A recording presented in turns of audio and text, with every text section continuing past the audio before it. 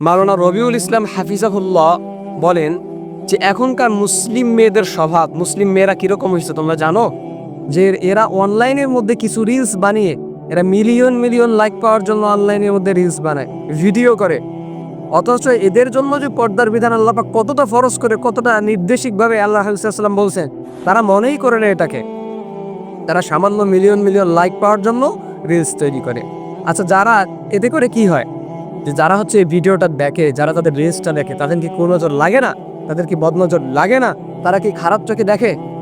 তারা কি বুঝতে পারে না যে এই মেয়েটা অবশ্যই খারাপ?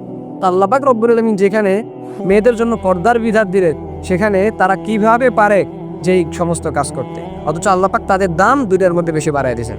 আল্লাহ পাক বলেন যে আমার সমস্ত সৃষ্টির মধ্যে সবচেয়ে শ্রেষ্ঠ সৃষ্টি হচ্ছে মানুষ। আর এই মানুষের মধ্যে শ্রেষ্ঠ জাতি, এই মানুষের মধ্যে শ্রেষ্ঠ জাতি হচ্ছে নারী জাতি। এদেরকে আমি খুব সুন্দর করে তৈরি করছি, মানুষেরা তাদের প্রতি আকৃষ্ট হবে।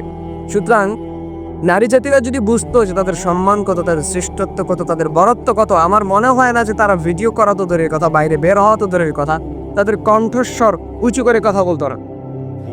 সেজন্য যেই জিনিসের হচ্ছে দাম বেশি, ওই জিনিসের কিন্তু প্যাকেটিং বেশি। সো আপনি কি আল্লাহ পাক রব্বুল আলামিন আপনার উপর পর্দাকে ফরজ করলেন, আপনি যদি পর্দা না করে বাইরে বের হন, আপনি যদি পরপুরুষের মনোরঞ্জন করেন, তাহলে পরবর্তীতে এই জাতির দ্বারা মানুষেরা কি শিখবে? জাতিতে এমনিতেই অশ্লীলতার দিকে চলে যাবে। সেই জাতিকে কন্ট্রোল করা খুবই মুশকিল। শেষ জামানার মধ্যে আসবে যারা নারীদের প্রতি বেশি আকৃষ্ট হবে। এজন্য আল্লাহ হাবিব সাল্লাল্লাহু আলাইহি ওয়াসাল্লাম বলেন, পুরুষদের জন্য আমি একমাত্র ফিতনা রেখে গেছি, সেটা হচ্ছে নারী।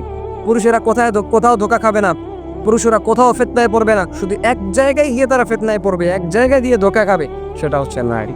তো এজন্য সাবধান, রিলস বানানো, ভিডিও বানানো, পর্দা ছাড়া বাইরে বের হওয়া, পরপুরুষের মনোরঞ্জন করা, এই সমস্ত কিছু থেকে নিজেদেরকে হেফাজত করেন। কারণ আপনি জানেন না যে আপনার সম্মান, আপনার শ্রেষ্ঠত্ব, আপনার বরত্ব আল্লাহ পাক কতটা বৃদ্ধি করে।